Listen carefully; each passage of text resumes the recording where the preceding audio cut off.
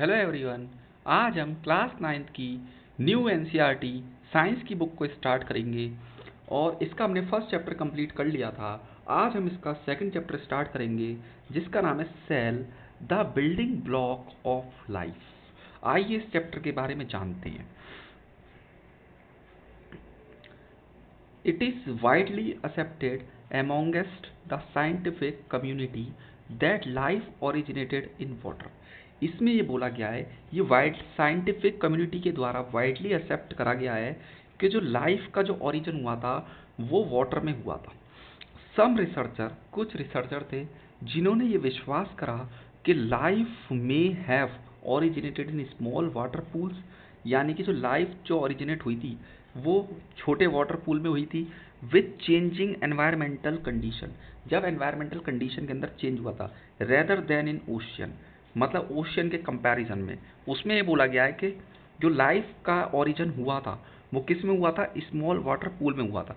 किसकी वजह से हुआ था, जब एनवायरमेंटल कंडीशन के अंदर चेंजेस हमें देखने के लिए मिला था। इसके बाद हम आगे देखते हैं, hot springs are example of such environment. Hot springs क्या चीज़ होता है, गर्म पानी के जो झरने होते हैं उसे कहते हैं हॉट स्प्रिंग, जहाँ से गर्म पानी निकलता है। तो ये इसका एनवायरमेंट का, ये इसका एग्जाम्पल्स बताया गया है। In India the hot spring of Puga valley, Puga valley कहाँ पर है, पूगा वैली है लद्दाख में। मेंटेन वेरी हाई टेम्परेचर, यहाँ पर बहुत हाई टेम्परेचर को मेंटेन करा जाता है nearly at the boiling point of water, जो बॉइलिंग पॉइंट के बराबर होता है। ठीक है, even in a cold climate, और कोल्ड क्लाइमेट में भी these environmental condition seem to be similar to those on the early earth. और यही कंडीशन हमें जब अर्ली अर्थ था, मतलब जो अर्थ का जब निर्माण हो रहा था यानी फॉर्मेशन हो रही थी, तब भी हमें यही कंडीशन सिमिलर, मतलब मिलती जुलती कंडीशन हमें देखने के लिए मिली थी। अबाउट 3.5 बिलियन ईयर एगो, मतलब 3.5 बिलियन ईयर एगो पहले the organism living in these hot spring, इसमें बोला गया है जो ऑर्गेनिजम्स थे वो लिविंग, मतलब उसमें रहते थे किसमें, हॉट स्प्रिंग में, are mostly heat loving bacteria. और वो ज़्यादातर क्या होते हैं, हीट लविंग बैक्टीरिया होते हैं। और जो हीट लविंग बैक्टीरिया होते हैं उनको थर्मोफिल्स के नाम से जानते हैं, विच आर यूनिसेलुलर। और ये क्या होते हैं, यूनिसेलुलर होते हैं। यूनिसेलुलर मतलब सिंगल सेल से बने हुए। Scientist from the Birbal Sahni institute, जो साइंटिस्ट हैं कहाँ के, बीरबल सानी इंस्टीट्यूट के, of palaeo science Lucknow studied these hot spring. उन्होंने पैलियो साइंस यानी कि लखनऊ में उन्होंने इसके बारे में स्टडी करी, हॉट स्प्रिंग्स के बारे में, and found that calcium carbonate form rapidly. और उन्होंने ये फाउंड करा कि जो कैल्शियम कार्बोनेट है वो बहुत तेज़ी से फॉर्म हो रहा है उसके चारों तरफ, अराउंड देम दीज डिपोजिट। और ये जब चारों तरफ से ये कैल्शियम कार्बोनेट जो बन रहा है, ये क्या कर रहा है, प्रोटेक्शन करने का काम कर रहा है अर्ली ऑर्गेनिक मॉलिक्यूल्स को फ्रॉम हार्मफुल रेडिएशन, किससे बचाने का काम कर रहा है, हार्मफुल रेडिएशन से एंड एक्सट्रीम कंडीशन से। They may have also help in the formation of first protective membrane. और यहाँ पर एक ये जो फॉर्मेशन हो रही है फर्स्ट प्रोटेक्टिव मेम्ब्रेन की, ये रोकने में भी हेल्प कर रही है, बैरियर का भी काम कर रही है। इसके बाद हम आगे चलते हैं, all living organism are made up of cell. इसमें बोला गया है जितने भी लिविंग ऑर्गेनिज्म है वो सब किससे मिलके बने हुए हैं, सेल से मिलके बने हुए हैं। The cell represent the basic level, cell क्या रिप्रेजेंट करता है, बेसिक लेवल को रिप्रेजेंट करता है एट विच लाइफ एग्जिस्ट, मतलब कोई भी लाइफ एग्जिस्ट है तो सेल उसकी एक बेसिक यूनिट है। Some organism such as bacteria और yeast consist of only one cell. इसमें ये बोला गया है जो बैक्टीरिया होते हैं और यीस्ट होते हैं वो केवल एक सेल से मिलके बने होते हैं, जिसको कहते हैं हम unicellular. while other like plant, fish, bird, human are made up of millions of cell, जिसे हम कहते हैं multi cellular organisms that work together. और जो मल्टी सेलुलर जो ऑर्गेनिज्म होते हैं वो सब एक साथ मिलकर काम करते हैं। ठीक है, a group of similar cell, जो सिमिलर सेल का जो ग्रुप होता है परफॉर्मिंग सिमिलर फंक्शन, मतलब सिमिलर सेल का ग्रुप सिमिलर फंक्शन परफॉर्म करता है और वो टिश्यू फॉर्म करता है। क्या बनाता है? वो टिश्यू बनाता है। यानी कि सिंपल लैंग्वेज में अगर हम समझेंगे तो सेल से मिलके क्या बनते हैं? टिश्यू बनते हैं। डिफरेंट टिश्यू, अलग अलग टिश्यू ऑर्गेनाइज होते हैं और वो एक ऑर्गन बनाते हैं।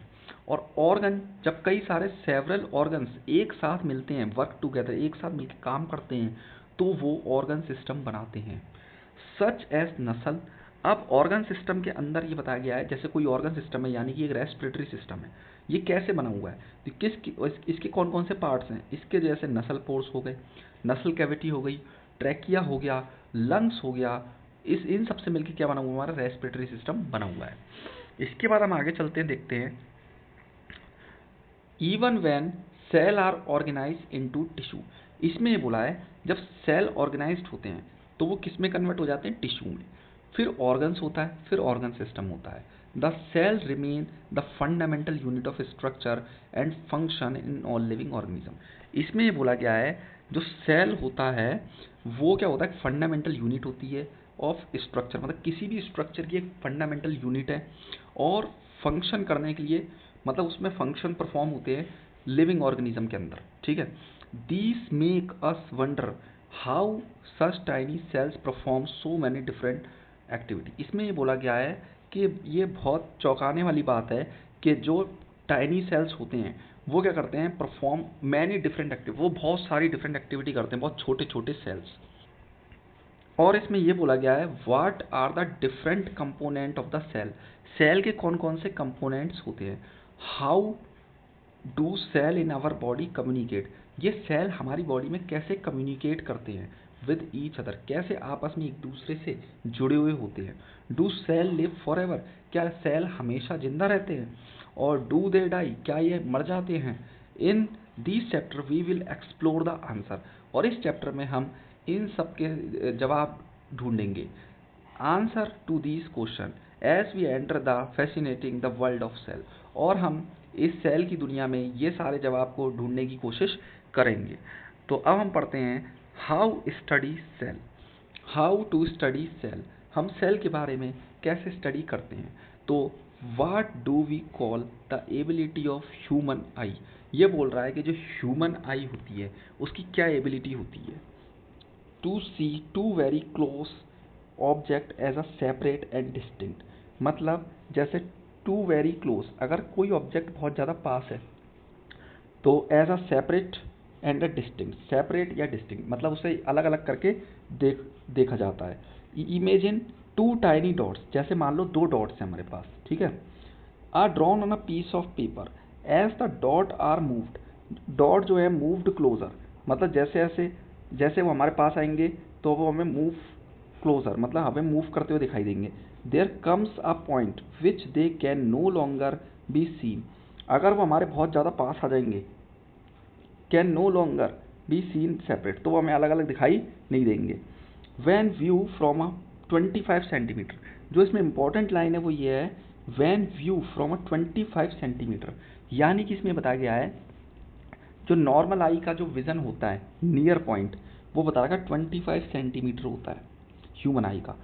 2 पॉइंट सेपरेटेड बाय अबाउट, अगर हमें 2 पॉइंट को सेपरेट करके देखना है तो हम देख सकते हैं 0.1 mm can be seen as a distinct, मतलब अलग अलग करके देख सकते हैं कितना? 0.1 mm से। Otherwise they appear as a single point, वरना तो वो हमें एक सिंगल पॉइंट ही दिखाई देगा। This is called limit of resolution. यानी कि लिमिट ऑफ रेजोल्यूशन ह्यूमन आई की कितनी बताई गई है इसमें? 0.1 mm हमें ध्यान रखना है, ठीक है।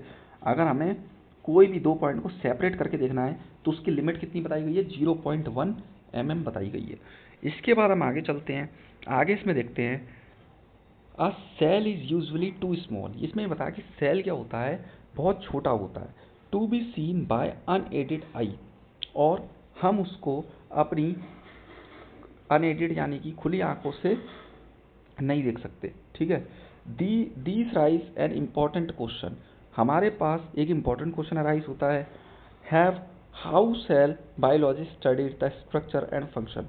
और जो बायोलॉजिस्ट होते हैं वो इसके बारे में कैसे स्टडी करते हैं, इसके स्ट्रक्चर और फंक्शन के बारे में कैसे पढ़ते हैं, क्योंकि ये तो बहुत छोटा होता है। The limit of resolution of the human आई, मतलब ह्यूमन आई के रेजोल्यूशन से भी क्या होता है? बहुत छोटा होता है। You have learn about convex lens. ये बोल रहा है कि तुमने कॉन्वेक्स लेंस के बारे में पहले से पढ़ा होगा, पहले से इसके बारे में जाना होगा। अ कॉन्वेक्स लेंस और a combination of lenses, convex lens बोलो या फिर कॉम्बिनेशन ऑफ लेंसेज बोलो। कॉम्बिनेशन का मतलब होता है कई सारे लेंस का combination. An objective lens and an eyepiece are used for magnification, मतलब मैग्निफिकेशन का मतलब छोटी चीज को बड़ा करके दिखाना। Of an object make its appear larger, यानी कॉन्वेक्स लेंस जो होता है उसका काम क्या होता है, कोई भी छोटी चीज है उसको लार्ज करके दिखाता है, यानी कि उसे बड़ा करके दिखाता है। इसके बाद हम देखते हैं फिगर 2.1। फिगर 2.1 में हमें साइज ऑफ ऑब्जेक्ट दे रखा है, यानी कि हमें कुछ ऑब्जेक्ट दे रखे हैं, उनके साइज के बारे में बता रखा है। एंड इट्स विजिबिलिटी दे रखा है अनएडेड टू एडेड आई। ठीक है, अब इसके बारे में हम देखते हैं। तो हमें जैसे दे रखा है यहाँ पे 1 किलोमीटर दे रखा है, 100 मीटर दे रखा है।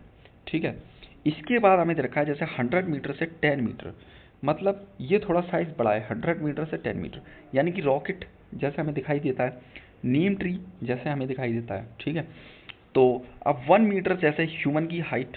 ठीक है, ये सब अनएडेड आई में आ जाएगा। क्या आ जाएगा, अनएडेड आई में। जैसे ग्रेट इंडियन बस्टर्ड। ठीक है, इसके बाद हम देखेंगे चिकपी। चिकपी का जो बता रखा है 0.1 एम से यानी मीटर से 1 सेंटीमीटर के बीच में दिखाई हमें दे रहा है। ठीक है, इसके बाद हम देखेंगे फिश एग 1 सेंटीमीटर से 1 एम एम। अमीबा, अमीबा जो हमें दिखाई दे रहा है वो 1 एम से 100 माइक्रोमीटर।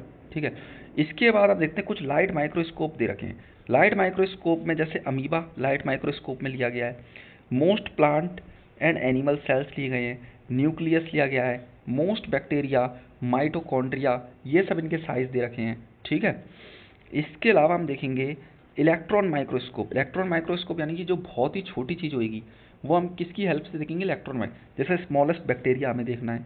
ठीक है, वो आप देखेंगे इलेक्ट्रॉन माइक्रोस्कोप से। हमें वायरस देखना है क्योंकि इनका साइज़ बहुत छोटा होता है, तो इस इलेक्ट्रॉन माइक्रोस्कोप का यूज़ करेंगे। राइबोसोम्स होता है, प्रोटीन्स होते हैं, लिपिड्स होते हैं, स्मॉल मॉलिक्यूल्स होते हैं, एटम्स होते हैं। तो ये सब हमें देखने के लिए किसका यूज़ करना पड़ेगा, इलेक्ट्रॉन माइक्रोस्कोप का यूज़ करना पड़ेगा। इसके बाद हम आगे चलते हैं। अब आते हैं Robert Hooke. Robert Hooke was the first person to observe a cell. वो रॉबर्ट हुक ने सबसे पहले सेल को देखा था। सबसे पहले सेल को ऑब्जर्व किसने करा था, रॉबर्ट हुक ने। कब करा था, 1665 में, using a self design microscope. और उन्होंने अपना खुद का एक सेल्फ डिजाइन माइक्रोस्कोप बनाया था, capable of about 200 to 300x magnification. और वो कितना कैपेबल था, उसकी कैपेबिलिटी कितनी थी, 200 से 300x मैग्नीफिकेशन, मतलब इतनी छोटी चीज़ को बड़ा करके दिखाने की। While examining a thin slice of cork, उन्होंने सबसे पहले एक थिन स्लाइस ऑफ कॉर्क के ऊपर काम करा। उन्होंने ऑब्जर्व उसके अंदर देखा कि उसके अंदर छोटे छोटे कंपार्टमेंट ऐसे बॉक्स टाइप बने हुए हैं। ठीक है, कंपार्टमेंट टाइप बने हुए हैं उसके अंदर, और उन्होंने उसको नाम दिया cell. In school laboratory light microscopes are used. School की लैब में हम लाइट माइक्रोस्कोप का यूज करते हैं। टू ऑब्जर्व ऑब्जेक्ट यूजिंग, हम चीज़ों को देखने के लिए किसका यूज़ करते हैं, लाइट माइक्रोस्कोप का यूज़ करते हैं, जो यहाँ पर बन रहा है। ठीक है, अब ये जो लाइट माइक्रोस्कोप बन रहा है इसके अंदर क्या होते हैं, डिफरेंट ऑब्जेक्ट लेंसेस। ठीक है, इसके अंदर लेंसेस का यूज़ जैसे 10x 40x to achieve better magnification. ये बोल रहा है जो 10x होता है 40x होता है जिसकी वजह से हम बेटर मैग्नीफिकेशन अचीव कर सकते हैं। And resolution under the visible light, और उसके लिए लाइट का विजिबल होना जरूरी है तभी हमें ये दिखाई देगा। Explore different part of microscopes in your school laboratory. ये बोला डिफरेंट पार्ट्स होते हैं माइक्रोस्कोप के जो स्कूल की लैब में हमारे माइक्रोस्कोप होता है, यानी कि लाइट माइक्रोस्कोप। इसके अलग अलग पार्ट्स होते हैं। Use it observe to fine structure material, और ये फाइन स्ट्रक्चर मटेरियल से बनाया जाता है। Under the microscope you will see magnified image, इसमें हम इमेज को देख सकते हैं, छोटी इमेज को बड़ा करके दिखा सकता है ये। ठीक है, और इसका जो साइज होता है वो भी ये एस्टिमेट करके दिखाता है। ठीक है, अब जैसे इसके कुछ पार्ट्स हैं, जैसे आई पीस होता है इसका सबसे ऊपर वाला पार्ट, ये क्या होता है, एडजस्टमेंट करने के लिए होता है। ये बॉडी ट्यूब होती है इसकी। ये ऑब्जेक्ट लेंस, यहाँ पे लेंस लगा होता है इसके अंदर। ये स्टेज होती है जिस पर रखा जाता है ऑब्जेक्ट को। यहाँ पर एक मिरर होता है, ठीक है। इसके अलावा बेस होता है इसका सबसे नीचे वाला, ये हैंडल होता है, ठीक है, पकड़ने के लिए। ये फाइन एडजस्टमेंट नोब होता है, ठीक है। तो ये सब इसके पार्ट्स हैं। अब हम एक एक्टिविटी पढ़ेंगे, activity 2.1, let us estimate the size of cell. अब हम ये जानेंगे कि सेल के एस्टिमेट साइज के बारे में जानेंगे।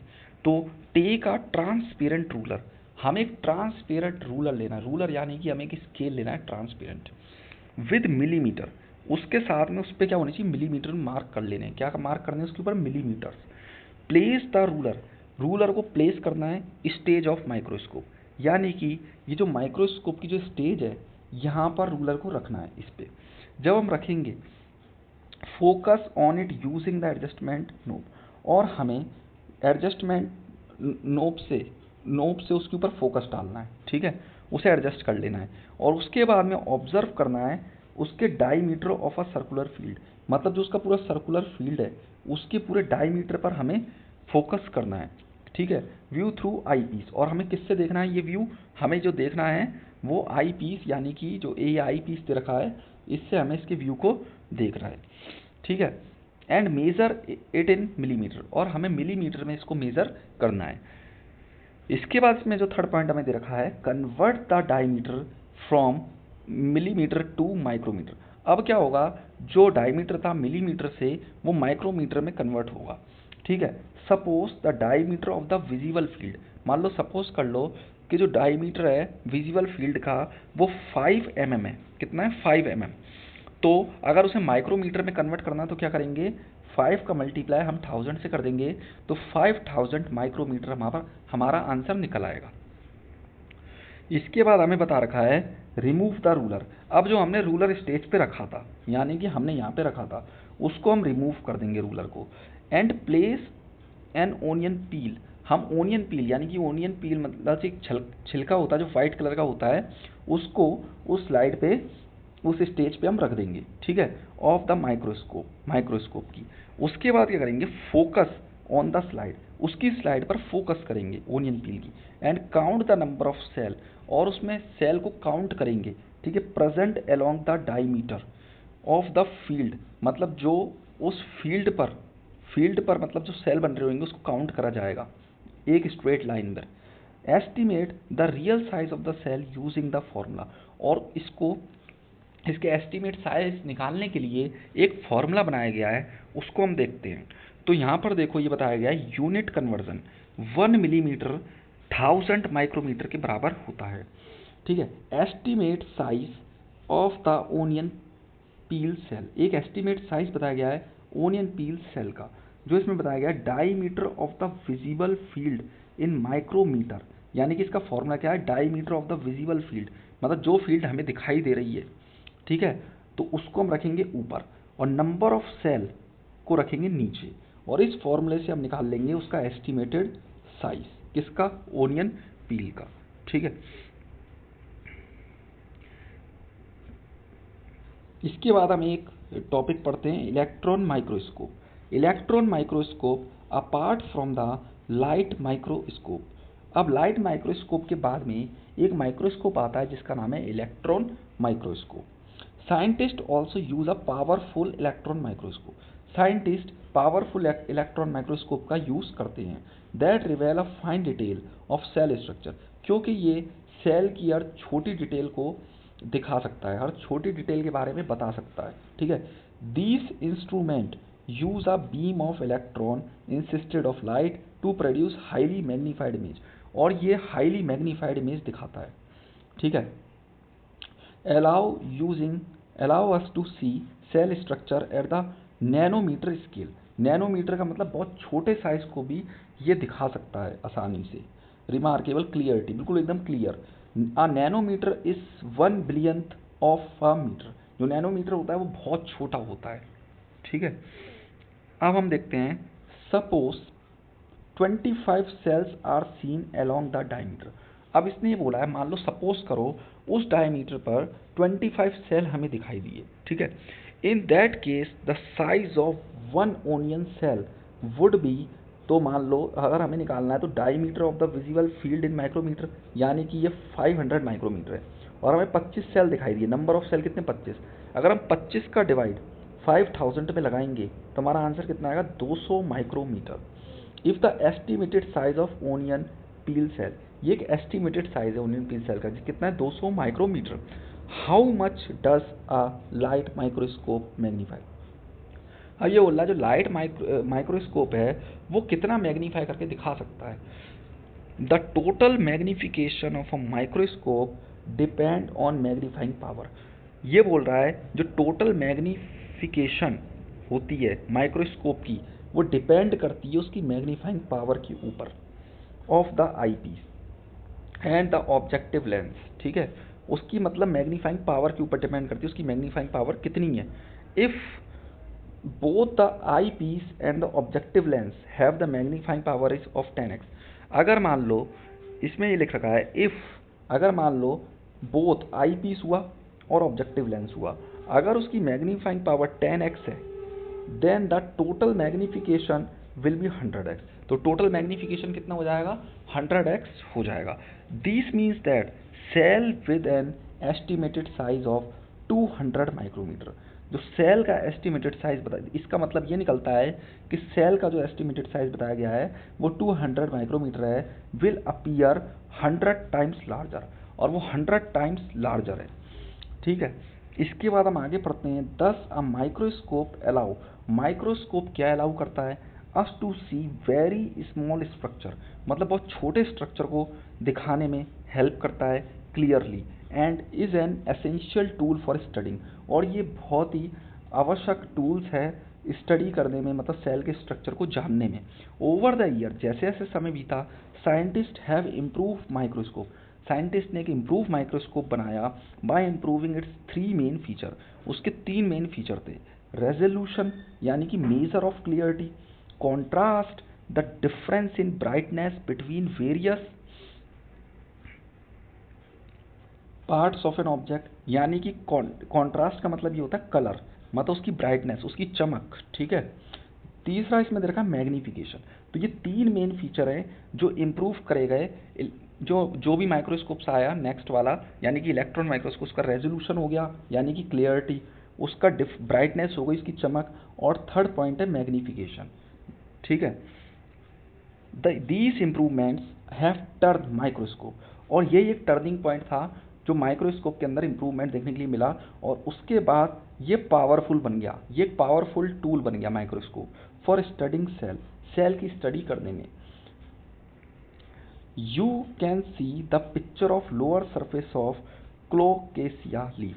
लोअर सरफेस, अगर हमें लोअर सरफेस देखनी है क्लोकेसिया लीफ की, observe under scanning electron microscope, वो हम किसकी हेल्प से देखेंगे? इलेक्ट्रॉन माइक्रोस्कोप की हेल्प से। जैसे इसमें एक फिगर दे रखी है 2.4, electron micrograph of a lower surface, ये लोअर सरफेस है किसकी? क्लोकेसिया लीफ की, शोइंग स्टोमेटा, इसमें स्टोमेटा को शो करा गया। स्टोमेटा क्या होता है? टाइनी पोर्स होते हैं जो किस पे प्रेजेंट होते हैं? लीफ पे प्रेजेंट होते हैं। तो इनका जो साइज बताया गया 0.05 mm इसका साइज बताया गया है। तो आज के लिए इतना ही, और अपने नेक्स्ट पार्ट में स्ट्रक्चर ऑफ सेल के बारे में पढ़ेंगे। Thank you so much.